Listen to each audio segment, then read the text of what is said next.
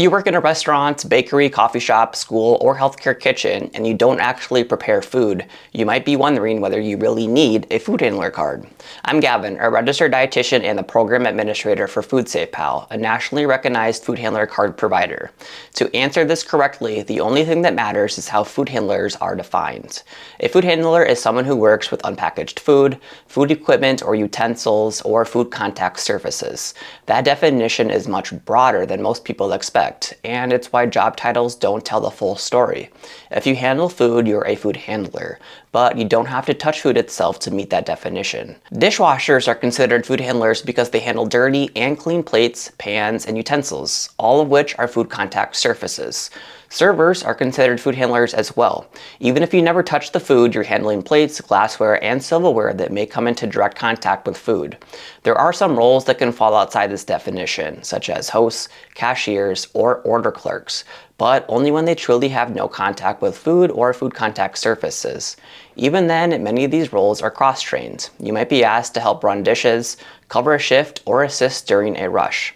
So, while a food handler card may not be required on day one, it often becomes required once your responsibilities change. Whether you need a food handler's card also depends on who requires it. Some states have laws that require food handlers to earn a food handler's card.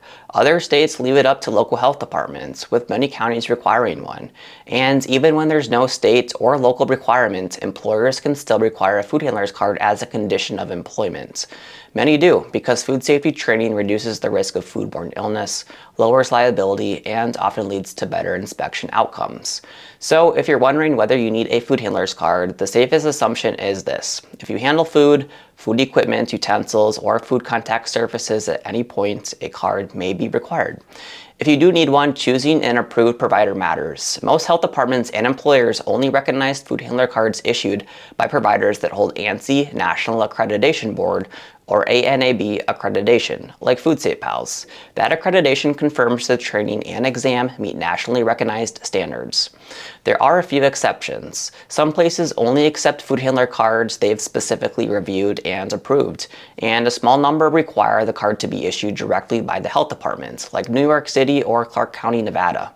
Outside of those limited cases, an ANAB accredited course is the safest and most widely accepted option.